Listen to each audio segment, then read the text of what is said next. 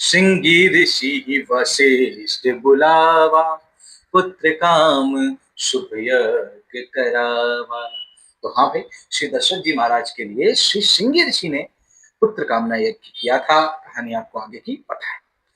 बात श्रृंगी ऋषि की जगह मैं करना चाहूंगा महर्षि वशिष्ठ जी के बारे में। कलमाशपात नाम के प्रतापी राजा थे। श्रापवश वो नरभक्षी राक्षस बन चुके थे। श्राप के प्रकोप से उन्होंने श्री वशिष्ठ जी के सभी पुत्रों का नाश, वध कर दिया। वशिष्ठ जी को जब इस बारे में ज्ञात हुआ, बहुत दुख हुआ, बहुत ज्यादा दुख हुआ। इतना दुख कि अपना जीवन खत्म करने, आप समझ रहे हैं, ब्रह्म ऋषि अपना जीवन खत्म करने के लिए चल रहे। नियति को मंजूर नहीं था तो खत्म नहीं कर पाए। दुख से व्याकुल हो हार कर जब घर लौटे तो अपनी पुत्र वधु के घर में पाया एक बालक। खोए हुए जीवन से आने वाले जीवन ने दुख को शांत किया। ये बालक बने ऋषि पाराशर। पाराशर मुनि, पिता ऑफ वेद व्यास जी, ज्योतिष। खैर वापस आते हैं, वशिष्ठ जी के बारे में बात करते हैं। तो वशिष्ठ जी इस दुख से उभरे, ऐसा उभरे कि ना सिर्फ उस नरभक्षी को माफ किया बल्कि उसे श्राप से भी मुक्त किया।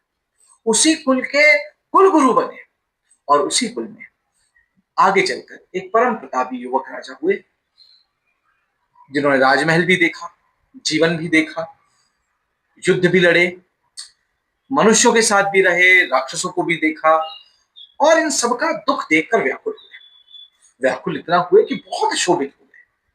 और शोभ में जब वो थे तो उस शोभ को, उस दुख को, उस दर्द को भली भांति समझ सकते थे श्री वशिष्ठ जी।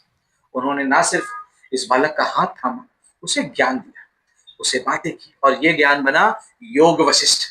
और वो बालक थे प्रभु श्री राम। आज हमारे सप्त ऋषियों में श्री वशिष्ठ जी महाराज एक परमानेंट स्टार।